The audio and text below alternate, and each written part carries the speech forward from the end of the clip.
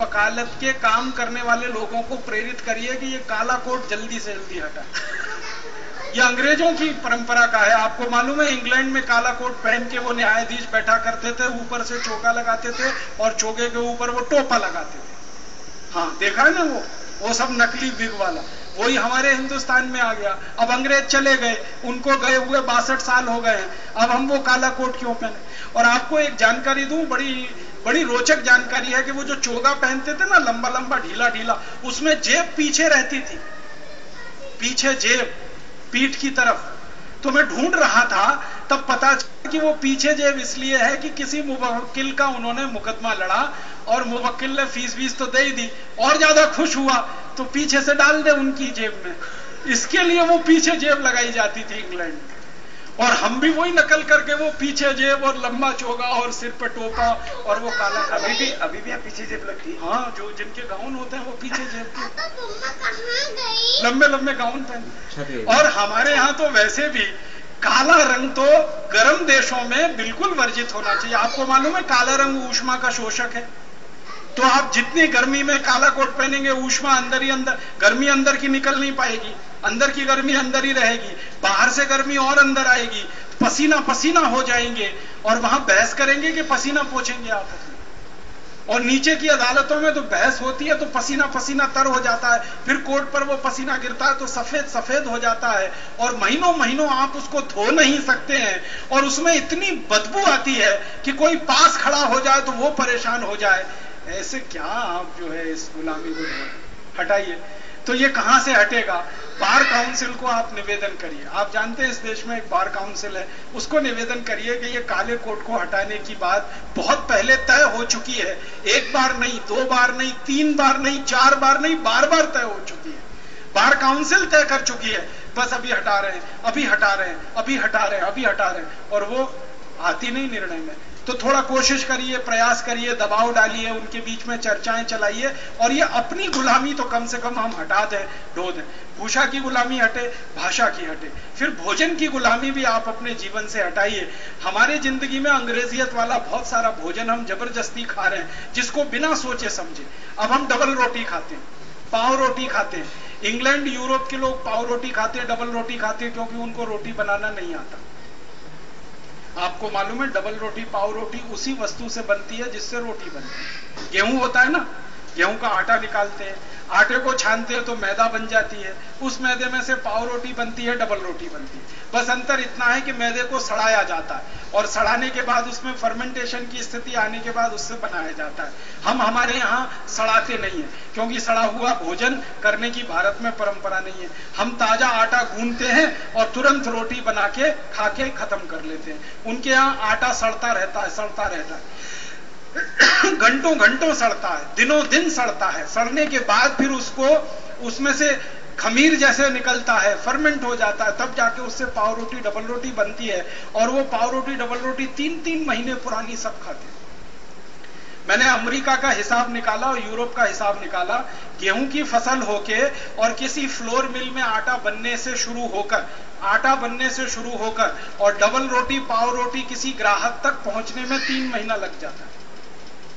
तो 3-3 महीने पुराना उनका वो माल है और उनकी मजबूरी है, उनको वही खाना है। हमारी कोई मजबूरी नहीं है। तो घर में ये डबल रोटी पाव रोटी जैसी सड़े मैदे से बनने वाली चीजें जो अंग्रेजियत का प्रतीक है, इनको हटाइए। और अंग्रेजियत का प्रतीक क्या है? सॉस। टमाटर की चटनी ताजा बना के खाइए ना, सॉस खाने की क्या जरूरत है? उनके यहाँ ताजा टमाटर मिलता नहीं तो टमाटर की चटनी नहीं बन सकती। हमारे यहाँ तो ताजा टमाटर हर दिन मिलता है, हर दिन में 2 बार मिलता है, सुबह ताजा ले लो, शाम ताजा ले लो। तो हम घर में ताजा टमाटर की चटनी बनाकर खाएं। ये सॉस वगैरह की स्थिति में आप अपने घर को ना ले जाएं। तो डबल रोटी है, पाव रोटी है, सॉस है। और बेकरी के आइटम है, बेकरी के आइटम में एक बहुत बड़ी हमारे यहाँ बीमारी चल गई है, केक। हाँ, मिठाई के रूप में हम केक को खाने लगे हैं। अब इंग्लैंड और यूरोप में कोई मिठाई बनाने की परंपरा नहीं है, इसलिए वो बेचारे केक खाते हैं और केक उनके पास एक और एक ही मिठाई है, मजबूरी में खाते हैं। हमारे यहाँ तो दूध की मिठाई है, खोवे की मिठाई है, और दूध की 85 किस्म की मिठाइयाँ, खोवे की 85 किस्म की, बेसन की 85 किस्म की। यहाँ तो मिठाइयों की कोई कमी नहीं है, तो ताजा मिठाई बनवा के लाइए, केक वगैरह मत लाइए। और बच्चों का जन्मदिन मनाते हैं तो अंग्रेजी परंपरा से मत मनाइए।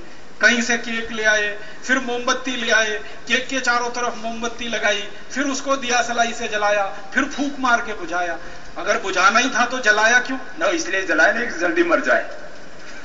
हे भगवान, हमारे बच्चे की जीवन ज्योत जल्दी बुझ जाए, इसके जीवन में उजाला नहीं अंधेरा आए। हम तो बोलते हैं असतो मां सदगमय तमसो मां, अंधकार से भगो हमें, भगवान हमको प्रकाश की ओर ले चलो। और ये जन्मदिन मना के बोलते हैं कि हे भगवान, हमें प्रकाश से अंधेरे में धकेल दो, जीवन ज्योत जो जल रही है बुझ जाए। उल्टे उल्टे काम करते हैं। और वो 12 बजे मनाते हो, 12 बजे वाला 12 बजे का ये जो आप कर रहे हैं बच्चों का जन्मदिन मनाने के लिए केक लाना, फिर मोमबत्ती, आज से ही बंद कर दीजिए। मन में संकल्प लीजिए कि हमारे घर के बच्चों के, भाई बहनों के जन्मदिन तो हम नहीं मनाएंगे। और ये 12 बजे वाला भी खतरनाक है। ये 12 बजे पता है कैसे मनाते हैं? जब हिंदुस्तान में सुबह के 5:30 बजे होते हैं, तब यूरोप में, इंग्लैंड में खास करके कितने बजे होते हैं? 12 बजते हैं। ये वहां का समय है। तब हिंदुस्तान वालों ने जब कहा सुबह हो गई, तब उन्होंने, अंग्रेजों ने समझा सुबह हो गई, क्योंकि वहां 8-9 महीने तो सूरज उगता ही नहीं। तो वो हमसे एक चीज उनको पता लगी कि सुबह कब होती है। तो उन्होंने सोचा कि जब भारत वाले बोले तभी सुबह होती है। तो उन्होंने हमारी सुबह रात को 12 बजे मान के 12 बजे काम करने शुरू कर दिए।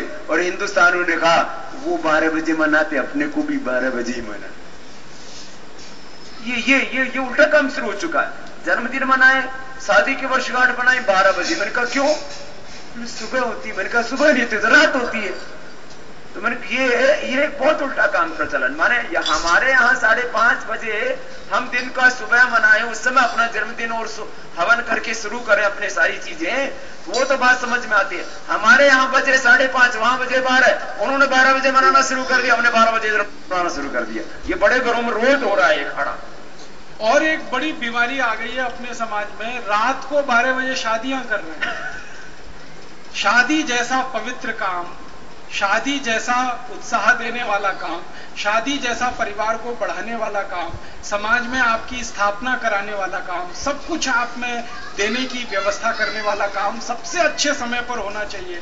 रात को 9-10 बजे बारात बैंड बाजे लेके घोड़ चलते हैं और रात को 12 बजे उनकी शादियां होती हैं। और कैसे कैसे मूर्ख लोग हैं, ब्रास बैंड लेके चलते हैं। आप जानते हैं शादियों में आगे वो बैंड पार्टी चलती है ना, क्या कहते हैं उसको? ब्रास बैंड ही कहते हैं ना, BRASS, ब्रास और BS। ये ब्रास बैंड पता है क्या होता है? इंग्लैंड की फौज जब किसी पर हमला करने के लिए जाती थी तो उसके साथ आगे ब्रास बैंड चलता था। अंग्रेजों की फौज जब किसी दुश्मन पे हमला करने जाएगी तो ब्रास बैंड आगे चलेगा। पता है क्यों चलेगा?